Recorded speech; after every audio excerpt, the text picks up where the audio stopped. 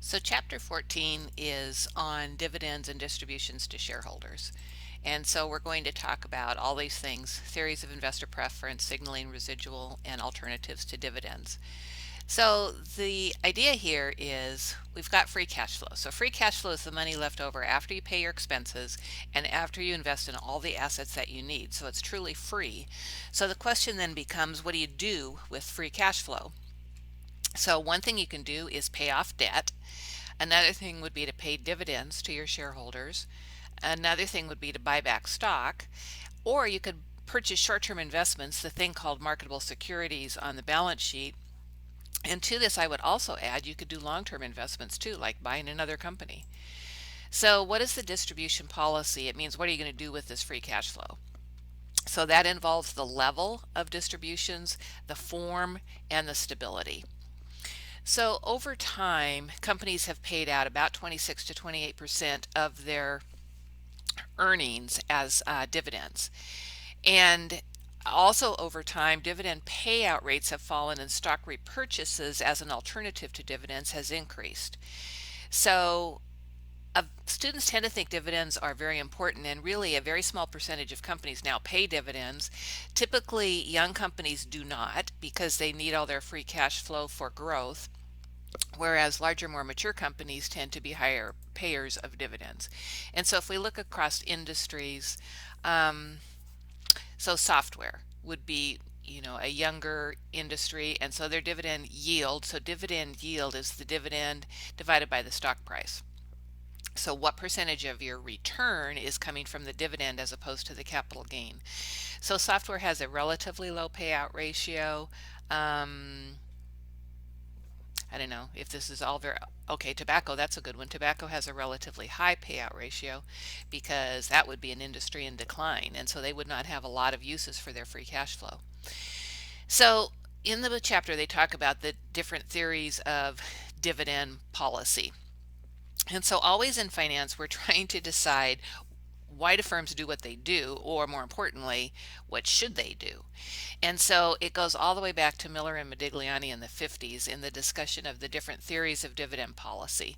But so Miller and Modigliani started out back in the 50s saying dividends are irrelevant. It doesn't matter what you do, investors don't care. And so that would say to companies then that dividends are not a first order of importance decision. Don't worry about it, just have the dividend fall out of what else you're doing. And then it was followed by investors do care, and we'll talk about those, and then the tax effect. So Miller and Modigliani started with all of these assumptions, and the assumptions are to simplify the math of their models. But based on their assumptions, they proved, I've got air quotes going on here, they proved that dividends don't matter, that investors don't care. But among their assumptions are that there were no taxes and there were no brokerage costs. And so when you introduce those, things change. So around this time, there was also the dividend preference theory, and this was based on the bird in the hand idea that investors have a dollar think that a dollar of dividends is more valuable than a dollar of capital gains because the dollar of dividends is in hand, they've got it, and the dollar of capital gains is speculative. But that theory, again air quotes, falls apart because a dollar of dividend next year is just as speculative as the capital gain is. And if you take this to its logical conclusion, if investors prefer a dollar in hand, they're not going to invest at all, right? They'll just take their money and stick it under their mattress. And so another theory about high payouts is that they reduce agency costs. And so many times when firms have free cash flow, they tend to waste the money. They've got free cash flow because they've got nothing left to invest in their business, and so they start looking for other things to spend on. And that usually doesn't turn out well. And so a high dividend payout prevents managers from doing this, prevents them from wasting money. So then that would say that investors value a high payout. So to the Miller and Modigliani models, they added taxes. And so they added corporate taxes and personal taxes to the model, and it totally changed the dividend irrelevance conclusion of Miller and Modigliani's first models. So low payouts mean higher capital gains. Capital gains are not taxed until they are realized. So as your stock goes up and up and up, as long as you don't sell, you're not paying any taxes, whereas dividends, you pay taxes as soon as you get them, and dividends tend to come quarterly, so you're paying taxes quarterly. So this could mean that investors require a higher pre-tax return to get them to buy a high payout stock, right? Because there's a personal tax disadvantage to getting your return as dividends as opposed to capital gains.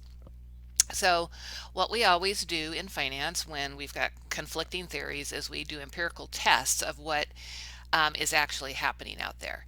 And so the research does show that investors require higher pre-tax returns on stocks in high payout companies. Okay.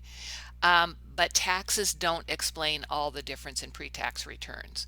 And so what we conclude is that taxes are important, but there's other things going on besides taxes in this. So more empirical tests, if we look at different countries with different tax laws, we find that countries with relatively low dividend taxes, in those countries, more companies pay dividends and dividends are larger. And with countries with high dividend taxes, more companies buy back stock as opposed to paying a dividend. And so again, it does show that taxes affect the payout policy. So in our country, tax law is set by Congress. And so it changes all the time because Congress is always trying to basically win votes by changing the tax policy. So in 2005, they reduced the tax rate on dividends to be equal to the tax rate on capital gains. Prior to that time, dividends were taxed as ordinary income, so that could be a 35% rate, and capital gains were taxed at about 15%. So there was a real tax disadvantage to having dividends. So in 2005, they made them equal, but the law was temporary. Okay, mind-boggling, but okay. And so expired in 2010. So in mid-2010, they extended the tax treatment for 2 more years. Not forever, just 2 more years. So in 2013, they enacted the law to permanently tax dividends and capital gains at 20% for high-income investors. Okay, interesting. So, in other words, all of this caused lots of uncertainty in the financial markets for the companies. Companies trying to figure out what's the tax law going to be, what are we supposed to do? So, in 2010 and 2012, there was a fear of tax increases on dividends, right? Because these changes were temporary. So, comparing what happened in late 2010 and 12 with late 09 and 11, there were additional special dividends of over $7 billion paid. Okay, so investors were trying to pay the dividends before the tax advantage of the lower tax rate went away. And so a whole bunch of companies moved up their payment dates before the tax law changed, and so over 12 billion in fewer than normal dividends. So again, it provides evidence that taxes are important. Personal taxes are important, and so there's a tax disadvantage to investors of receiving their return in the form of dividends. And so that would say to companies, keep that in mind. There's a tax disadvantage, and so you're going to have to provide a higher before tax return to get investors to hold your stocks if you're paying a high dividend payout. Now, here's another aspect besides taxes. So we talked about the agency costs. And so agency costs are when, back to chapter 1, what are the value destroyed when basically companies waste or destroy value through any of these things. Okay. And so a high dividend payout takes the money away from managers and prevents them from wasting it. And so the research shows that in countries with poor investor protection, high payout companies are valued more highly than low payout companies. So investor protection means that there are laws like SEC regulations that prevent companies from wasting money. Even the SEC in the United States does not prevent companies from wasting money. But so if investor protection is low, then a high dividend is going to get the cash away from the management that is wasting it, and that stock will be more valuable. So what does it all boil down to? Taxes certainly affect dividend policies. There's evidence that investors prefer to avoid taxes, big surprise, and some evidence that investors require higher pre-tax returns on stocks with big dividend payouts. There's also the clientele effect. And basically, the clientele effect is that investors will gravitate to whatever it is they want. And so the idea is that retired people typically prefer dividends because they use the dividend income to live on, whereas people like you in your prime earning years prefer not to get dividends because you don't need the income and you don't want to get something that you have to pay taxes on. And so the idea is that clienteles will gravitate towards the dividend policy that they want. So what does that mean for companies? That means, again, almost irrelevance, that somebody is going to like your dividend policy. And so have your dividend policy be a residual of everything else that you do. And once you decide on a dividend policy, the investors that want that policy will buy your stock. So that would mean that it's not a first order importance to companies. Now, this is more about changes in dividends. And so in management says things all the time, and sometimes we don't believe what they say. But if what they say is backed up by cash, it tends to be more believable. So one thing that we do know based on the clientele effect is that investors value stability.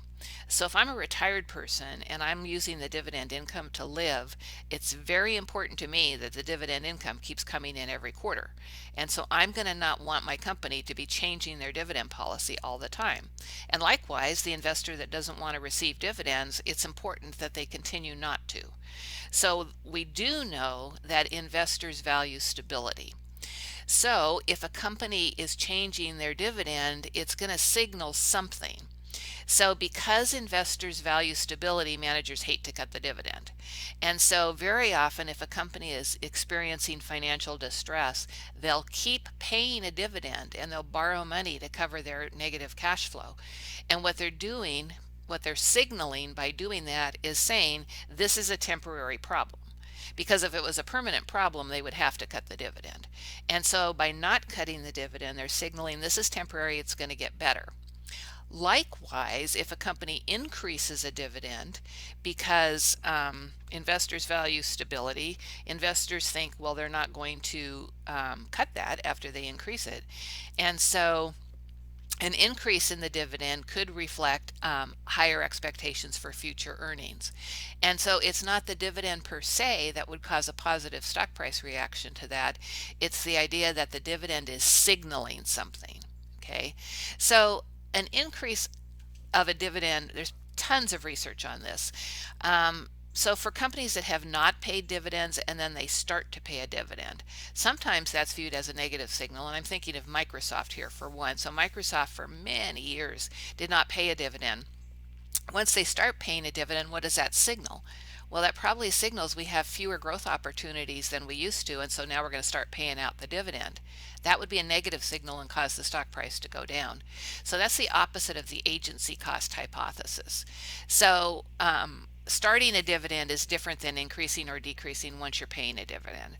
So typically increasing the dividend once you're paying a dividend would be a good signal and decreasing would be a bad. So what's the residual distribution model? So it's the idea that dividends are a leftover consideration after you do everything else. So find the reinvested earnings needed for your capital budget. So the first thing is to figure out what's your capital budget. How much are you going to spend on big ticket items? And then forecast how much you're going to earn. And then figure out what your optimal capital structure is, which we have not studied yet. That comes in week 5. And so pay out any leftover earnings as dividends or stock repurchases. Okay, so in other words, the distribution, the dividend is equal, or stock buyback is equal to the net income minus how much equity you want in your capital structure. And capital structure simply means how are we financed? How are we financed between debt and equity times the capital budget. Okay, so here's an example with numbers. So if our capital budget is 112.5 million, so this is how much that we want to spend on big ticket items, fixed assets, property, plant, and equipment. And our target capital structure is 20% debt, 80% equity, and we want to stay at that. So that means that everything that we spend, we're going to finance as 20% debt, 80% equity, right? We forecast net income of 140 million, and we have 100 million shares outstanding. So this chart shows at different levels of net income what happens. So the capital budget is 112.5. So the required equity is the weight of stock or equity times the capital budget. So 80% of 112.5 is 90, right? So here's our net income. And so if we make 90 and we require 50, then we're going to have 40 left over for dividends, right? And so divided by the number of shares outstanding, that's a dividend per share of 50 cents. If our net income is 90 and we require 90, there will be no dividend. And if our net income is 160, there will be a bigger dividend, right? So the residual policy means that your dividends are going to fluctuate depending on what your net income is. Okay, so the advantages and the disadvantages are it minimizes new stock issues and flotation costs. Big disadvantages, it results in variable dividends. And the one thing we do know about dividends is that investors like stability. And so we don't want to use a strict residual dividend policy. We want to use what's called a modified residual dividend policy. And I think we're going to look at that in a minute. So the alternative to a dividend is to buy back stock from the stockholders. Okay, so both of those are funneling cash to shareholders. And so firms, as we said in the beginning, are using stock repurchases more than they're using dividends. Okay, so it's an alternative to dividends. It's used if a company has one-time cash, so their cash goes up due to the sale of an asset or something. It's not expected to continue, but we don't need the cash, so we're going to pay it out as a stock repurchase. You could also pay it out as a special dividend. We can also use this to change our capital structure. So if we decide that we want less equity and more debt in our capital structure, one way to accomplish that is to buy back stock, and that reduces the equity in the capital structure. And then finally, companies do this all the time, because if they have stock option plans, they have to have stock to sell to their employees when their employees exercise their stock options. So this one has nothing to do with dividends at all. It's just the company's got to have stock available to give to the employees that want to buy stock. So when a company is going to do a repurchase, they typically announce the intent to repurchase stock a ways before that they do it. Then they either have a broker purchase the stock on the open market, they make a tender offer, which means they say to shareholders, we're buying back stock. If you want to sell, this is what we're paying. If not, keep your stock, that's fine. Or they make a targeted share repurchase. This typically happens when they want to get rid of a certain shareholder, and so they'll buy back that stockholder's stock. So what happens a lot of times is that the firm announces the repurchase and they never do it, because when they announce the repurchase, that's a signal that the stock's going to go up, right? Because if nothing else happens, you're reducing the number of shares outstanding, the size of the pie doesn't change, and so the stock price is going to go up. So the stock jumps at the announcement. It doesn't wait for the actual event. And so once the stock jumps, that may be mission accomplished, and they never actually do buy back the stock. So here's an example of a stock buyback compared to a dividend. So this is the value of operations in our company. We've got short-term investments of 50, debt, shares. Okay. So the value of the firm is before the distribution 1,987,50. So the value of the equity when we subtract the debt is 1.6 million. Stock price is 16. So after a dividend, what happens? So we're going to buy back $50 million worth, or pay $50 million out as dividends. Okay, so this is going to disappear. This is the money we're using to pay the dividend. So the value of the company drops by 50 million, right? So the value of the equity drops by 50 million, the stock price drops by 50 million. The dividend is 50 cents. So the shareholder is in exactly the same position, right? Before they had a stock worth 16, now they have a stock worth 15.50 and 50 cents in dividends. So their wealth is still $16 per share. Okay, so in real world, the stock price drops on average by about 90% of the dividend, and that has to do with the taxes. So now what about if instead they do a stock repurchase instead of paying a dividend? Okay, so I'm going to skip down to, I'm going to skip down to this. Well, let me show you this. Okay. So the number of shares is going to decrease, right? Because they're buying back shares. So the number of shares prior was 100. They've got $50 million to buy back stock at $16 a share. So that will allow them to buy back 3.125 million. So the number of shares after the buyback is 96.875. Okay. So if we look at this then, comparing it to the dividend case, so the value of the firm goes down to 1937.50, just like with the dividend. So the value of the equity is 1550, but here's where it differs.